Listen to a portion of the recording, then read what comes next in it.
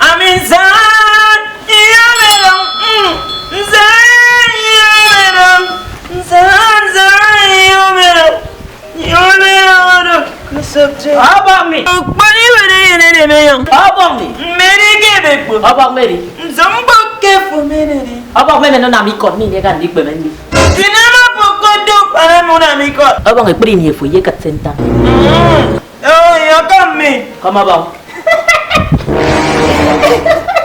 ndirim pai mamirara ndinama ya sakde abang ye tinte krajo amin krajo abang sen karero ndira yiri bekbo mi abang ka si te ki nang ke do ya ke wa man na yana manya sakden tem ndo wa mi ariare ndo kon yoruba ami mun tuwa yemba koro meni abasa tuwa womba mama usenemi nganam de trifo wimi boko nyongo tibibut ami nyana mpoke be komfo ina na ngotom abang ami mun dong foto mere meyo abang dormi apo bunga mi au fanam amami aye ni yetu sana doko yo wongo de wa lela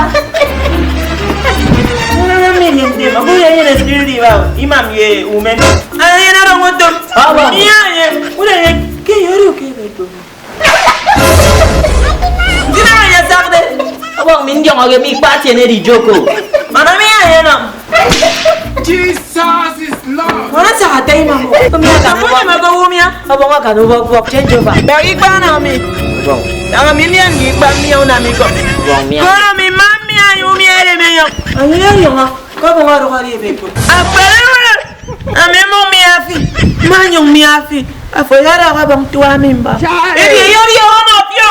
Kelele mi kami afi. Afasa sasa kimba. Nya mi afi ngut. What? Baga mari yang ele yang ele. abang mi tuwa mimbo abang kama mi avia vaga tuwa mimbo ati ye fune ke kuye mo mama bora me jomo ma tru saki ma Ai no. Akpale to ke mi ne oye. Inu ani. Eye de saki ma. Pa inu ari o ke yeri da tuwa. abang Jesus abang mi Nteriero. mi orang mi Arafi. mi Saki simam. abang mo lo ngiram jan You know what I need to tell you? Woman! Ele le yo awam ni. Na mana saka ye. Kuma mi. Duna mi ko. abang mo lo ngiram mo bela No, kuma kama. abang mi ko mo lo ngiram na Ayo mi ura do yemi. Apa? abang mi mo lo ngiram Emmanuel, you telling me the truth? mo lo ngiram Akere fo Maria mate. Ki mo mi ri on ire.